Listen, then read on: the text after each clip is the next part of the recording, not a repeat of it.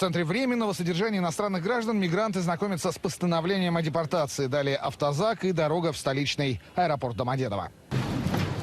Вот кадры той самой стычки у метро Кузьминки в июле нынешнего года. Тогда в ней участвовало как минимум 150 человек. Все выходцы с ближнего зарубежья. Полицейские по горячим следам задержали 103 участников драки. Все они трудовые мигранты. Всем вменяется нарушение общественного порядка. В отношении 87 иностранных граждан, участников конфликта около станции метро Кузьминки, судебными органами вынесено решение о привлечении к административной ответственности с назначением наказания в виде административных арестов сроков на 15 суток.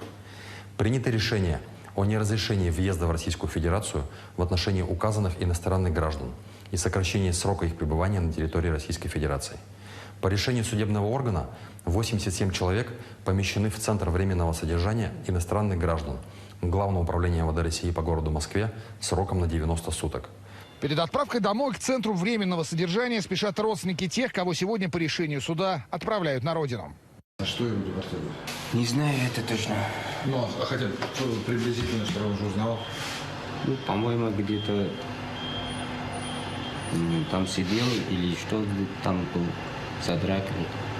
Стоит напомнить, что драка между мигрантами из Узбекистана, Таджикистана и Киргизии, а также Туркменистана могла произойти на почве личной неприязни. В посольстве Кыргызстана в Москве тогда назвали несоответствующей действительности информацию, распространяемую в соцсетях, о том, что конфликт якобы произошел на межнациональной почве. В ходе массовой драки мигранты выбегали на дорогу, препятствуя проезду автомобилей и общественного транспорта, мешали пешеходам.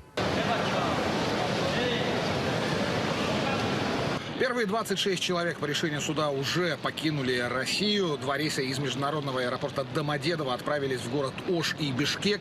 Вернуться в Россию нарушители смогут не ранее, чем через 40 лет. Станислав Бернуаль, Станислав Петров, Кирилл Аксенов. Вести.